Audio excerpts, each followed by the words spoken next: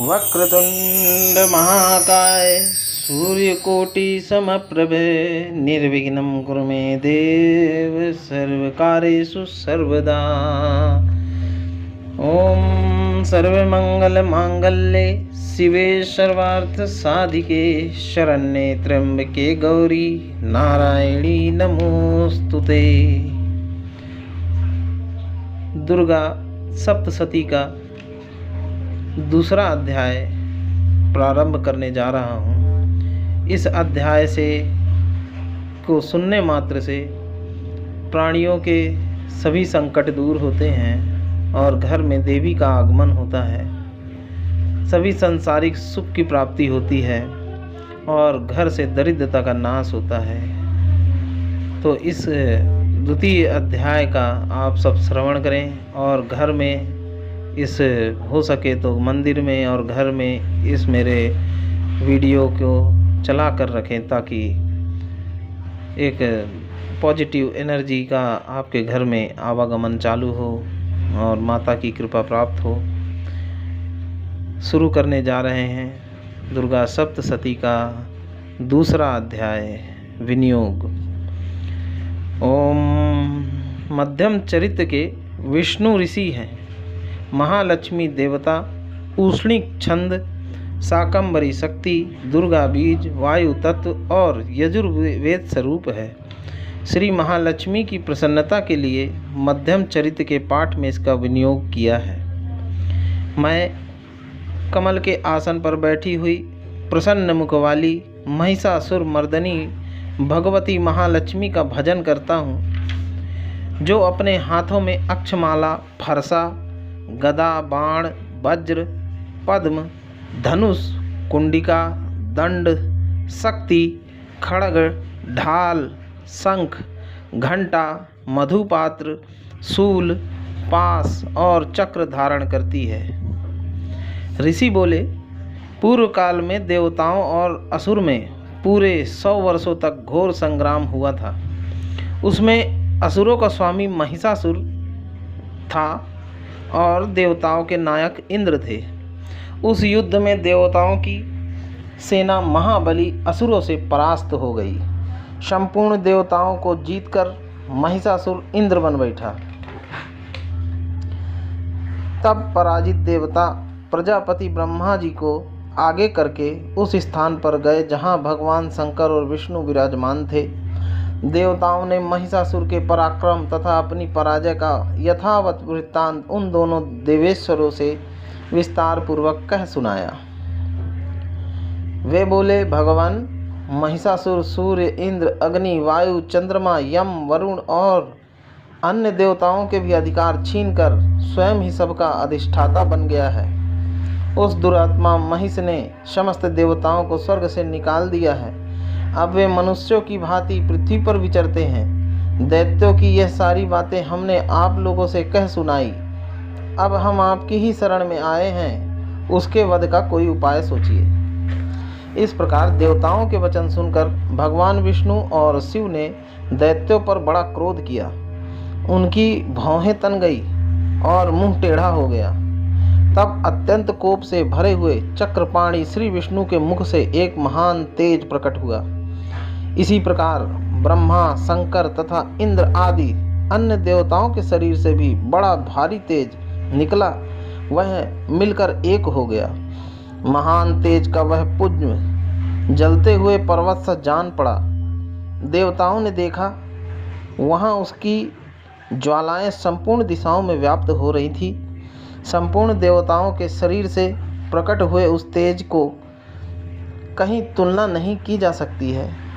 एकत्रित होने पर वह एक नारी के स्वरूप में परिणित हो गया और वह अपने प्रकाश से तीनों लोकों में व्याप्त जान पड़ा। भगवान शंकर जी का जो तेज था उससे उस देवी का मुख प्रकट हुआ। यमराज के तेज से उसके सिर में बाल उत्पन्न हुए। श्री विष्णु भगवान के तेज से उसकी भुजाएं उत्पन्न हुई। चंद्रमा के तेज से दोनों स्तनों का और इंद्र के तेज से कटि प्रदेश का प्रादुर्भाव हुआ। वरुण के तेज से जंघा और पिंडली तथा पृथ्वी के तेज से नितंब भाग प्रकट हुआ। ब्रह्मा के तेज से दोनों चरण और सूर्य के तेज से उनकी उंगलियां उत्पन्न हुई। वसुओं के तेज से हाथों की उंगलियां और कुबेर के तेज से नासिका प्रकट हुई। उस देवी के दांत प्रजापति के तेज से और तीनों नेत्र अग्नि के तेज से प्रकट हुए थे। उसकी भौहें संध्या के और कान वायु के तेज से उत्पन्न हुए थे। इसी प्रकार अन्य अन्य देवताओं के तेज से भी उस कल्याणमयी देवी का आविर्भाव हुआ। तदंतर समस्त देवताओं के तेज पुंज से प्रकट हुई देवी को देखकर महिषासुर के सताए हुए देवता बहुत प्रसन्न हुए। पिनाकधारी भगवान शंकर ने अपने शूल से एक शूल निकालकर उन्हें दे दिया। फिर भगवान विष्णु ने भी अपने चक्र से चक्र उत्पन्न करके भगवती को अर्पण किया। वरुण ने भी शंख भेंट किया। अग्नि ने उन्हें शक्ति दी और वायु ने धनुष तथा बाण से भरे हुए 2 तरकस प्रदान किए। सहस्त्र नेत्रों वाले देवराज इंद्र ने अपने वज्र से वज्र उत्पन्न करके दिया और इरावत हाथी से उतारकर 1 घंटा भी प्रदान किया। यमराज ने कालदंड से दंड, वरुण ने पास, प्रजापति ने स्फटिक की माला तथा ब्रह्मा जी ने कमंडलु भेंट किया। सूर्य ने देवी के समस्त रोमकूपों में अपनी किरणों का तेज भर दिया। काल ने उन्हें चमकती हुई ढाल और तलवार दी। क्षीर सागर ने उज्ज्वल हार तथा कभी जीर्ण न होने वाले 2 दिव्य वस्त्र भेंट किए। साथ ही उन्होंने दिव्य चूड़ामणि, 2 कुंडल, कड़े, उज्ज्वल अर्धचंद, शब बाहुओं के लिए केयूर, दोनों चरणों के लिए निर्मल नुपुर, गले की सुंदर हंसली और सब अंगुलियों में पहनने के लिए रत्नों से बनी अंगूठियां भी दी। विश्वकर्मा ने उन्हें अत्यंत निर्मल फरसा भेंट किया। साथ ही उनके अनेक प्रकार के अस्त्र और अभेद कवच दिए। इनके सिवाय मस्तक और वक्षस्थल पर धारण करने के लिए कभी न मुरझाने वाले कमलों की मालाएं दी। जलधि ने उन्हें सुंदर कमल का फूल भेंट किया। हिमालय ने सवारी के लिए सिंह तथा भांति भांति के रत्न समर्पित किए। धनाध्यक्ष कुबेर ने मधु से भरा पान पात्र दिया तथा संपूर्ण नागों के राजा शेष ने, जो इस पृथ्वी को धारण करते हैं, उन्हें बहुमूल मणियों से विभूषित नागहार भेंट दिया। इसी प्रकार अन्य देवताओं ने भी आभूषण और अस्त्र शस्त्र देकर देवी का सम्मान किया। तत्पश्चात उन्होंने बारंबार अट्टहासपूर्व उच्च स्वर से गर्जना की। उनके भयंकर नाद से संपूर्ण आकाश गूंज उठा। देवी का वह अत्यंत उच्च स्वर से किया हुआ सिंहनाद कहीं समा न सका। आकाश उसके सामने छोटा प्रतीत होने लगा। उससे भी बड़ी भयानक प्रतिध्वनि हुई, जिससे संपूर्ण विश्व में हलचल मच गई और समुद्र कांप उठे। पृथ्वी डोलने लगी और समस्त पर्वत हिलने लगे। उस समय देवताओं ने अत्यंत प्रसन्नता के साथ सिंहवाहिनी भवानी से कहा, देवी तुम्हारी जय हो। साथ ही महर्षियों ने भक्ति भाव से विनम्र होकर उनकी स्तुति की। संपूर्ण त्रिलोकी को क्षोभग्रस्त देख दैत्यगण अपनी समस्त सेना को कवच आदि से सुसज्जित कर हाथों में हथियार लेकर सहसा उठकर खड़े हो गए। उस समय महिषासुर ने बड़े क्रोध में आकर कहा, ओ यह क्या हो रहा है। फिर वह संपूर्ण असुरों से घिरकर उस सिंहनाद की ओर लक्ष्य करके दौड़ा और आगे पहुंचकर उसने देवी को देखा, जो अपने प्रभाव से तीनों लोकों को प्रकाशित कर रही थी। उनके चरणों के भार से पृथ्वी दबी जा रही थी। माथे के मुकुट से आकाश में रेखा सी खिंच रही थी तथा वे अपने धनुष की टंकार से सातों पाताल को क्षुब्ध कर देती थी। देवी अपने हजारों भुजाओं से संपूर्ण दिशाओं को आच्छादित करके खड़ी थी। तदंतर उनके साथ दैत्यों का युद्ध छिड़ गया। नाना प्रकार के अस्त्र शस्त्रों से प्रहार से संपूर्ण दिशाएं चमकने लगी। चिच्छुर नामक महान असुर, जो महिषासुर का सेना नायक था, वह देवी के साथ युद्ध करने लगा। अन्य दैत्यों की चतुरंगी सेना साथ लेकर चामर भी लड़ने लगे। 60,000 रथियों के साथ आकर उदग्र नामक महादैत्य ने लोहा लिया। 1 करोड़ रथियों के साथ लेकर महाहनु नामक दैत्य युद्ध करने लगा, जिसके रोए तलवार के समान तीखे थे। वह असीलोमा नाम का महादैत्य 5 करोड़ रथी सैनिकों के सहित युद्ध में आ डटा।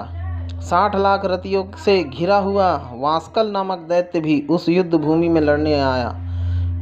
परिवारित नाम का राक्षस हाथी सवार और घुड़सवारों के अनेक दलों तथा 1 करोड़ रथियों की सेना लेकर युद्ध करने लगा। बिडाल नामक दैत्य 5 अरब रथियों से घिरकर लोहा लेने लगा। इनके अतिरिक्त और भी हजारों महादैत्य रथ, हाथी और घोड़ों की सेना साथ लेकर वहां देवी के साथ युद्ध करने लगे। स्वयं महिषासुर उस रणभूमि में कोटि कोटि सहस्त्र रथ और हाथी और घोड़ों की सेना से घिरा खड़ा था। वे दैत्य देवी के साथ तोमर, भिंदीपाल, शक्ति, मूसल, खड़ग, परशु और पट्टिस आदि अस्त्र शस्त्रों का प्रहार करते हुए युद्ध कर रहे थे। कुछ दैत्यों ने उन पर शक्ति का प्रहार किया, कुछ लोगों ने पास फेंके तथा कुछ दूसरे दैत्यों ने खड़ग प्रहार करके देवी को मार डालने का प्रयत्न किया। देवी ने भी क्रोध में भरकर खेल खेल में ही अपने अस्त्रों शस्त्रों की वर्षा करके दैत्यों के वे समस्त अस्त्र शस्त्र काट डाले। उनके मुख पर परिश्रम या थकावट का कोई चिन्ह या निशान नहीं था।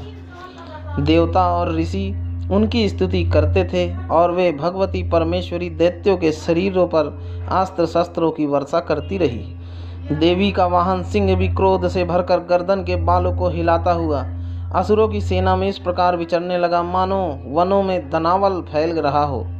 रणभूमि में दैत्यों के साथ युद्ध करती हुई अंबिका देवी ने जितने निश्वास छोड़े वे सभी तत्काल सैकड़ों हजारों गणों के रूप में प्रकट हो गए और परशु, भिंदीपाल, खड़ग तथा पट्टिस आदि अस्त्रों द्वारा असुरों का सामना करने लगे। देवी की शक्ति से बढ़ते हुए वे गण असुरों का नाश करते हुए नगाड़ा और शंख आदि बाजे बजाने लगे। उस संग्राम महोत्सव में कितने ही गण मृदंग बजा रहे थे। तदंतर देवी ने त्रिशूल से, गदा से, शक्ति की वर्षा से और खड़ग आदि से सैकड़ों महादैत्यों का संहार कर दिया। कितनों को घंटे के भयानक नाद से मूर्छित करके मार गिराया। बहुत से दैत्यों को पास से बांधकर धरती पर घसीटा। कितने ही दैत्य उनकी तीखी तलवार की मार से 2-2 टुकड़े हो गए। कितने ही मूसल की मार से अत्यंत आहत होकर रक्त विमन करने लगे। कुछ दैत्य शूल से छाती फट जाने के कारण पृथ्वी पर ढेर हो गए। उस रणांगन में बाण समूहों की वृष्टि से कितने ही असुर की कमर टूट गई। बाज की तरह झपटने वाले देवी पीड़क दैत्य गण अपने प्राणों को हाथ धोने लगे। कईयों की बाहें छिन्न भिन्न हो गई, कितनों की गर्दन कट गई, कितने ही दैत्यों के मस्तक कट कट कर गिरने लगे। कुछ दैत्यों के शरीर मध्य भाग में ही विदीर्ण हो गए। कितने ही महादैत्य जांघें कट जाने से पृथ्वी पर गिर पड़े। कितनों को ही देवी ने बाह, 1 पैर और 1 नेत्र वाले करके 2 टुकड़ों में चीर डाला। कितने ही दैत्य मस्तक कट जाने पर भी गिरकर फिर उठ जाते और केवल धड़ के ही रूप में हथियार हाथ ले देवी से युद्ध करने लगते। दूसरे कबंध युद्ध के बाजों की लय पर नाचते थे। कितने ही बिना सिर के धड़ हाथ में खड़ग, शक्ति और रिष्टि लिए दौड़ते थे तथा दूसरे राक्षस ठहरो ठहरो यह कहते हुए देवी को युद्ध करने के लिए ललकारते थे। जहाँ वह घोर संग्राम हुआ था वहाँ भी देवी के गिराए हुए रथ, हाथी, घोड़े और असुरों की लाशों से धरती ऐसी पट गई थी कि वहाँ चलना असंभव हो गया था। दैत्यों की सेना में हाथी, घोड़े, असुरों के शरीरों से इतनी अधिक मात्रा में रक्तपात हुआ था कि थोड़ी ही देर में वहाँ खून की बड़ी बड़ी नदियाँ बहने लगी। जगदम्बा ने दैत्यों की विशाल सेना को क्षण भर में नष्ट कर दिया, ठीक उसी तरह जैसे तृण और काट के भरे हुए ढेर को आग कुछ ही क्षणों में भस्म कर देती है। देवी का सिंह भी गर्दन के बालों को हिला हिला कर जोर जोर से गर्जना करता हुआ असुरों के शरीरों से मानो प्राण खींच लेता था।